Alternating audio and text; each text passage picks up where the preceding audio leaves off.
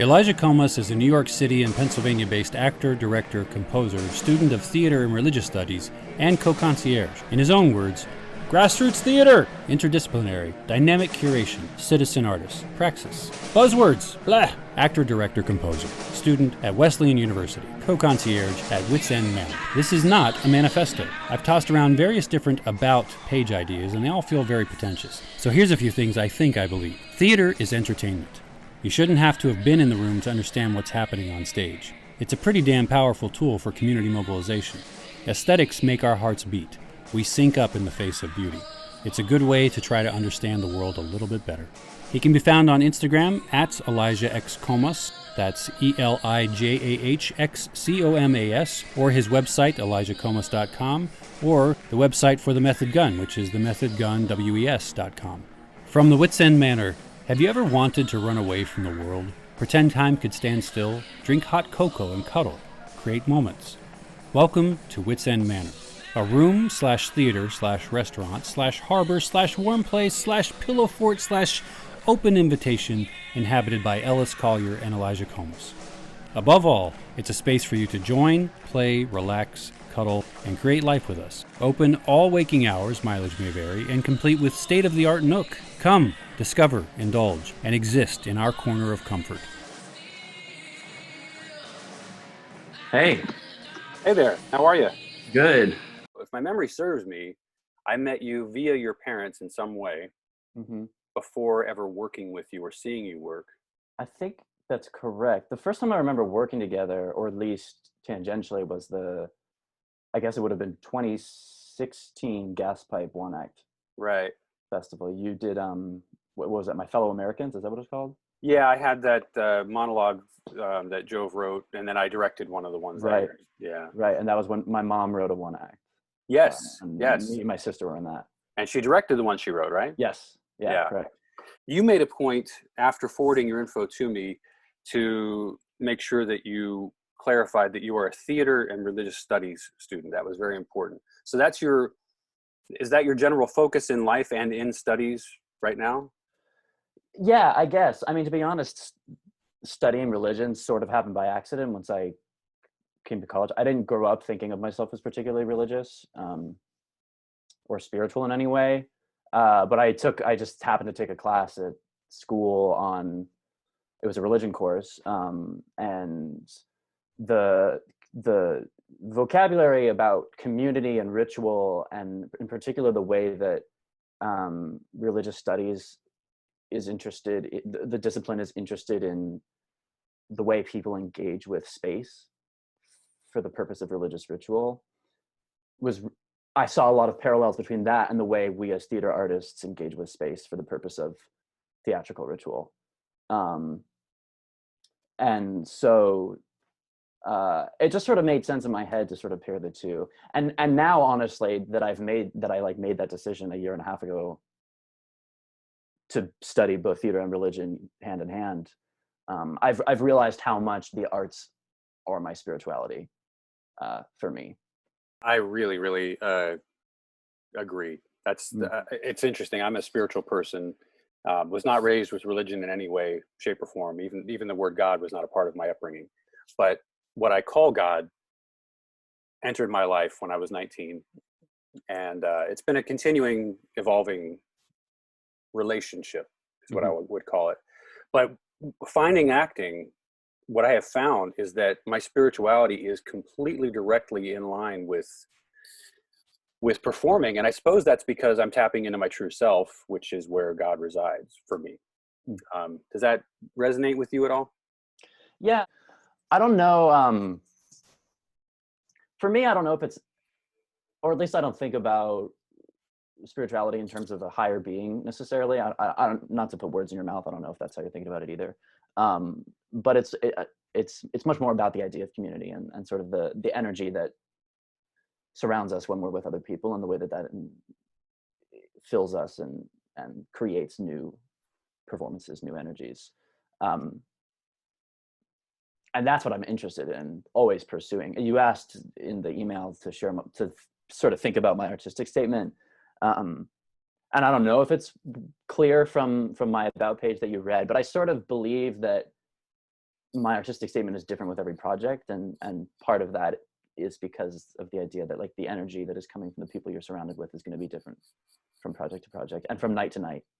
Just today, for the first time, I was thinking about what my artistic vision is, because when you're on this side of things, which I have been now for almost a month, I ask the tough questions. I don't think about answering them. So, but my artistic vision, it would be a long, possibly convoluted answer. So, if it isn't, I feel like you're not thinking about it hard enough, right?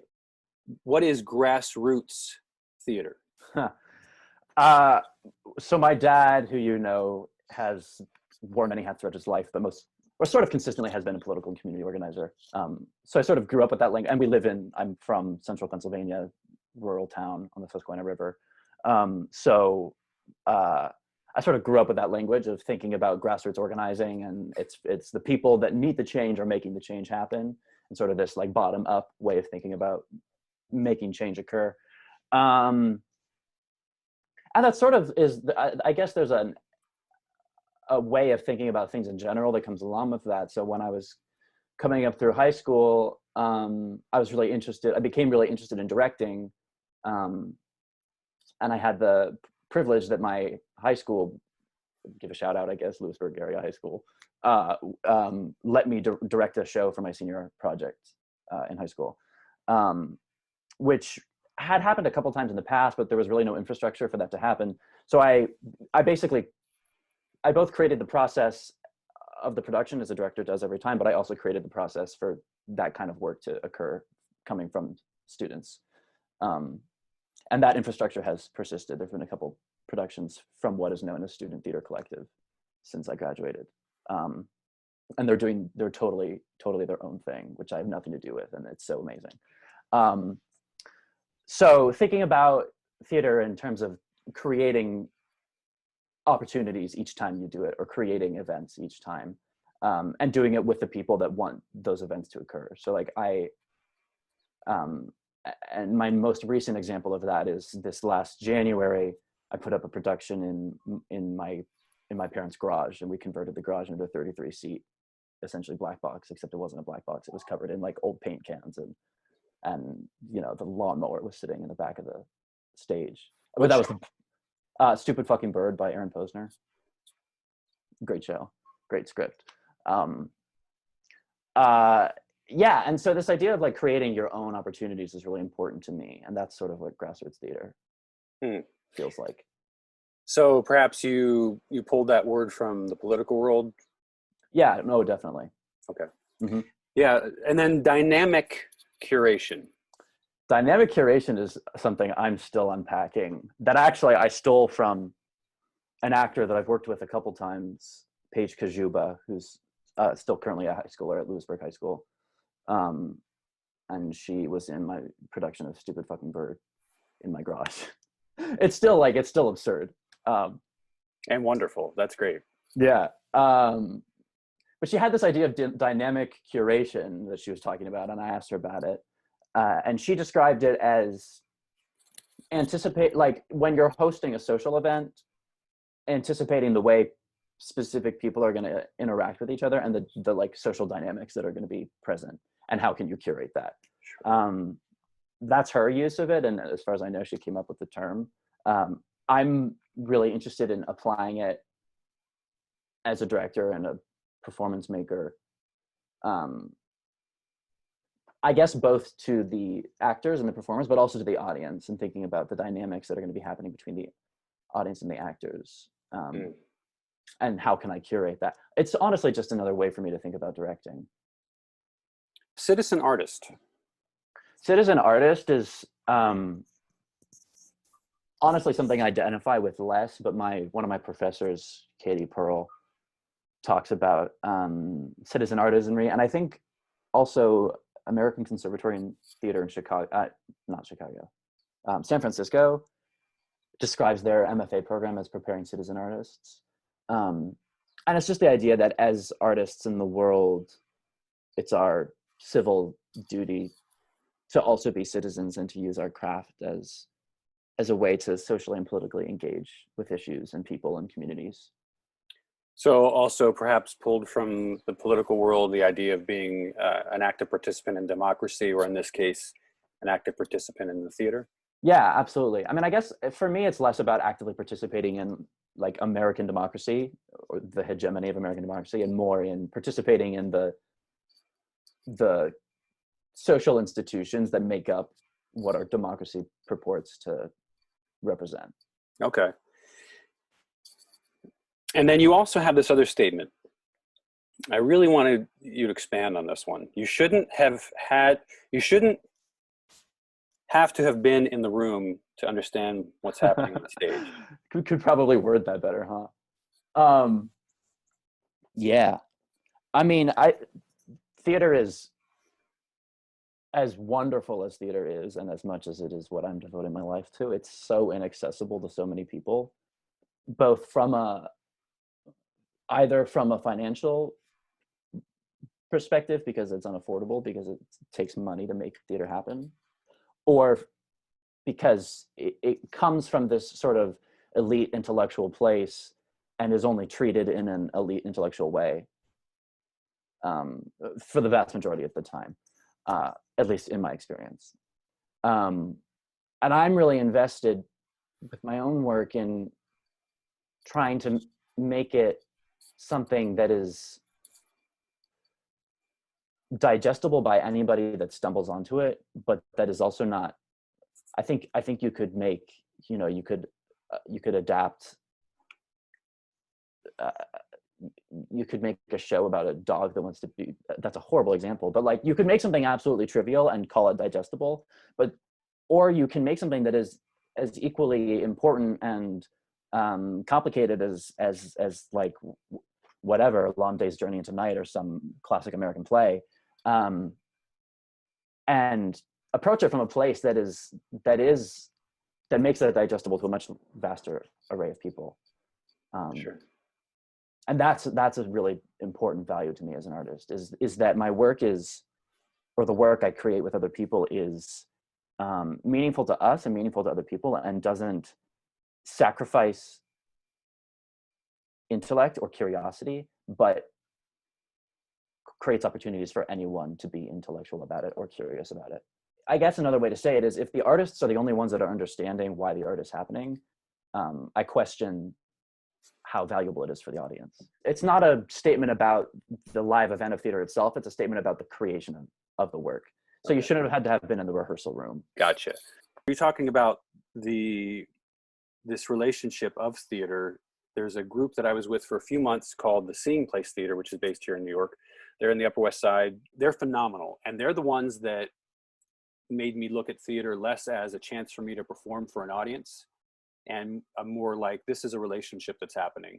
And that's why the story can take on different meanings every night if you have different people in the audience. So it really truly is, I see it the way that they helped me to see it, which is that it is a relationship. But talking about River Stage and your philosophies on theater and art got me to thinking about, naturally, your parents. And so I think it's clear to me, but you can tell me if I'm wrong or right about this, that they really strongly influenced who you are as a person. And before we get into that and them, Virginia, so your parents' last names are Zimmerman. And at some point on my Facebook thread, I started to see your name was no longer Zimmerman. So, and now I see that your sister is referencing herself as Comas, or you are referencing her as Comas. What's going on there? My dad is Comas and my mom is Zimmerman. So when we were like, and I'm still legally Zimmerman Comas, but I identify much more with my dad's family history than my mom's. So it was sort of a decision on my part to grow into that, because Comas is a Spanish name and Zimmerman is my mom's Jewish last name. Right. Okay. So your dad is where your Spanish lineage comes from, and why you go back there so frequently. Yeah. Okay. All right. Yeah, that was something I've been wondering for a while. I never got around to asking you about. I actually, my friend Manny and I made a short film last winter that starred Thea, my sister, and I made her not use Comas and come up with a stage name for her last name because I didn't want the credits to just be Comas and Rothman, which is my friend Manny's last name, over and over again. Because it was me, he and I directed it, and our 2 younger siblings starred in it. Would you describe your parents both as artists? I would undoubtedly describe my mom as an artist. I mean, we've mentioned her several times as theater. She's also a published author. So yeah. And my dad, I don't know if my dad would consider himself an artist, but he's certainly artistic. My parents actually met in college. My mom directed a production of A Lie of the Mind by Sam Shepard that she cast my dad in. That's how they met. Wow. That makes sense. When I think about Shepard and your parents, that's great. Yes. Well, with the caveat that their relationship has nothing to do with the relation. It is nothing like the relationship in A Lie of the Mind. Thankfully. Yeah, but I've certainly come from an artistic family, you know, and a family that's concerned with the community, which I get from both my parents as well. Yeah, certainly. Yeah, your parents, you know, while your parents and I share different politics, view of politics, but as I've told you many times before, I have nothing but respect for what you're. I mean, as far as creating other human beings, and bringing them into the world and showing them that they're a part of the world and that they can influence the world. How do you get better? Your parents have been fantastic in that regard. Well, it's funny you say that. Yeah. Yeah, it's really, it's really inspiring. So, what was it like being raised by those two people? I mean, I know you wouldn't know any other way to look at things, but you know, you've made friends. You know that not everybody has the same upbringing and philosophies as you. So, how would you describe what it was like being raised by these active, engaged, artistic, educated people? That's a good question. I mean, I guess the shortest answer is I've always been pushed to be curious, and so have my brother and sister. And I guess not only be curious, but be curious together. You know, we grew up in the downtown of a small town, so we could sort of wander around wherever we wanted to. And there were other, you know, all of our friends live within a 5 minutes walk of us. So there's all this sort of like coming up with games together outside, or like we have these great home videos of like the Pajama Day parade, and it's me and my brother and sister and our 2 friends, Emma and Rudy, wandering around town with like a wagon and our pajamas and signs we made. And you know, we came up with all these elaborate like make-believe games. And I actually look back and I'm very aware of how much I was trying to direct my younger brother and sister. But you know, like I guess my parents really foster the environment for that to happen, that kind of play. And as we get older, that persists to a degree, but it also becomes much more about the conversations that we have around the table and like what we're talking about. And my dad, as a local, you know, grassroots political organizer and local politician, is, you know, the conversation at the table is constantly leaping between local politics and national politics and art and our individual educations. So it's all about curiosity, really. I could not possibly love that answer more. There's a lot of places I could take that. It seems to me that, you know, I'm not a person that believes in dualism. I believe that dualism is an immature phase of a person's growth. The way looking at things from a dualistic perspective, I believe. Yeah. Earlier on in my philosophical development, it occurred to me that people were based one of 2 ways. They were either more curious about life or more afraid of life. And I don't disagree with my earlier self-sentiments in that regard, but I know that that's an unfinished thought because it still says that there's 2 things only. And but the curious thing is absolutely how I've defined myself in life. And it's the people that I have chosen to congregate with, that I've been befriend, are also extremely curious about life. The people I seem to have the most issues with are people that are more afraid of life than I am. Um, Hmm. so yeah, Yeah. would you say that you are also afraid of life, or are you just mainly curious? I feel like I'm curious. I feel like any fear I have, I'm curious. I become curious about that fear. But I think it's your statement, like that was an unfinished thought, is interesting, because I feel like I feel like basically everything is an unfinished thought. Like any thought is an unfinished thought, Sure. and that's like what makes the art so exciting. And you close a show and you're like, oh, that was really satisfying. I still have some questions, but I guess I'll ask them in the next one. You Yeah. know, right? And like Yes. that's why creation has to keep happening, because we keep having unfinished thought, Absolutely. and that's all. That's all. So we're talking a lot about art because you are certainly an artist. You have parents that are artists. So this fleeing star, you shared a lot of your links to your art, and I Mm-hmm. took a look at most of it. I didn't have time to check out all of the method gun. Quite long, but Yes. I applaud you for that. Well, The film, just to clarify, the Methagon is actually, I think the link is like 2 hours and 40 minutes or something, yeah. right? But the second half of that is all a talk back. So the actual play is only like 85 minutes. Oh, good to know. Although Yes. that I'm still going to want to watch the whole thing when I The watch the it. talk back is probably also interesting, Yeah. but if you're interested in us trying to make theater over Zoom, it's the first 90 minutes you'll want to watch. Unlike when the first 30 minutes the first 30 days of quarantine, I was jonesing for anything and everything to watch and absorb. And then my friends and I realized we needed to pick our show back up. Now I don't have the downtime again almost. Yeah. Which is nice. Mm-hmm.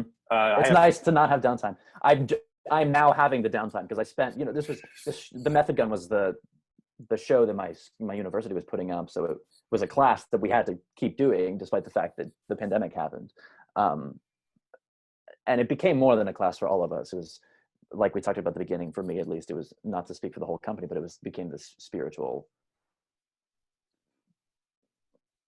exercise for myself. And now I have the downtime because it's over, and I'm like, what do I do with myself? yeah. Sorry, I totally derailed your question. That's okay. It's about you. That's fine.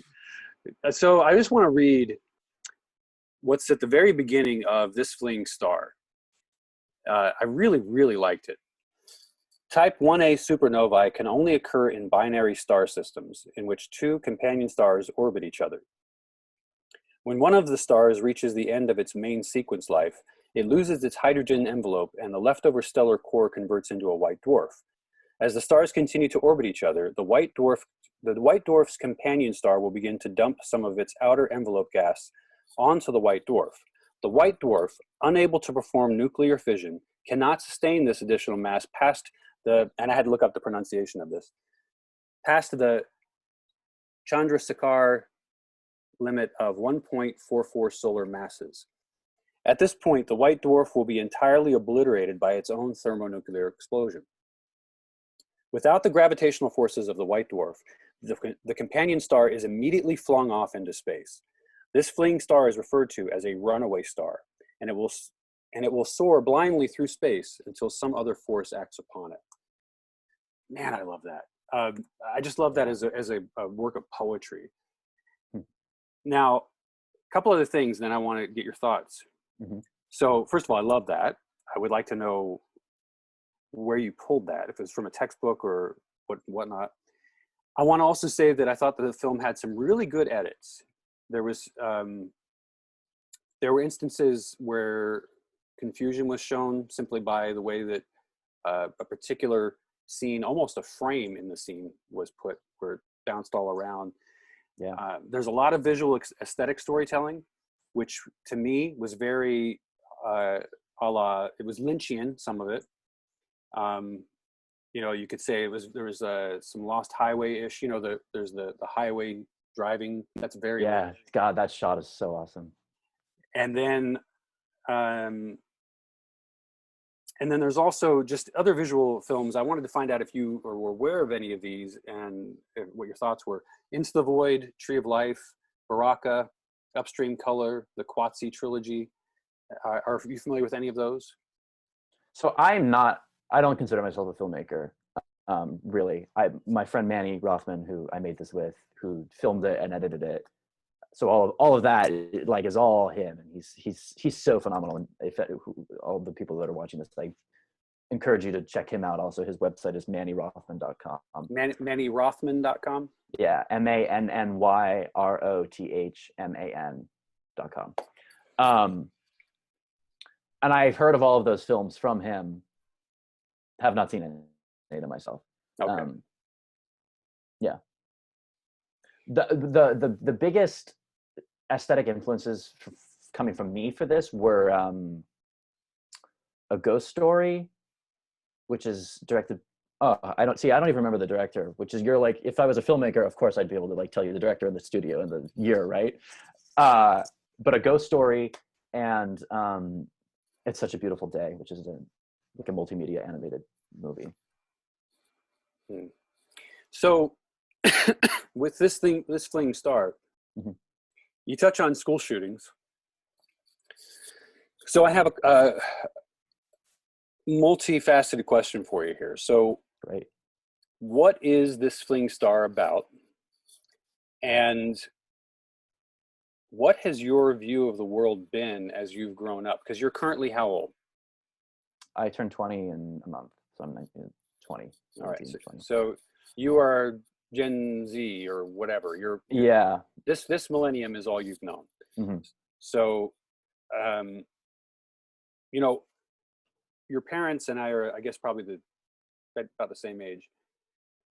We've grown up in a different world. We grew up in a different world than you are.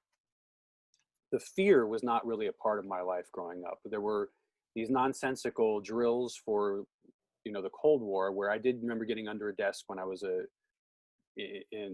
I don't know, first or second grade or something like that, because a nuclear bomb might drop, and that would totally save us from annihilation, this desk that everybody carves their names into and stuff. But you've grown up in a world where there are shootings happening in church, there are shootings happening in schools. So you're coming into this world as an American, and now you're at an age where, fortunately, you've been raised by parents who have brought you up incredibly well. That's my outlook. So perhaps you haven't had to do a who am I, who is Elijah thing as much as some people have. Some people have to find themselves because they were raised in something that was not supportive of their curiosity or their creativity or their spirit. So this fleeing star has to deal with school shootings. What's it been like for you to grow up in this world where you have that as a reality? Maybe I'm going to get killed today in school. Or is that part of your reality? To answer the first part of your question, what is it about? This fleeing star was me processing the complexity of emotions I was facing at the end of my first semester in college, which was a transition. It's still the hardest transition that I've dealt with. It brought up a lot of mental health issues that I didn't necessarily have words for at the time. And the idea of type 1A supernova, which I learned about in my astronomy class, really resonated with me. I felt like this sounds so cheesy, but I felt like one of the runaway stars that's described. And so I started writing this, and then as I was writing it, it brought up a lot of resonances with the sort of fear of everything around you being obliterated, and suddenly you're flown off into space like a runaway star as well, and that felt like school shootings to me. And so I did absolutely grow up. I mean, for me, I think that fear has seen several different faces already throughout my life. Or maybe it even hasn't, but I feel like the defining moments of my generation, or at least the pocket of this generation that I was born in 2000, are Trump's election, unless you're a supporter of Trump. Well, it probably still stands out, but for very different reasons. School shootings. I very vividly remember Sandy Hook being the first one that I was aware of. Obviously, Columbine was much before that, and a few others, but and in particular, like everyone, and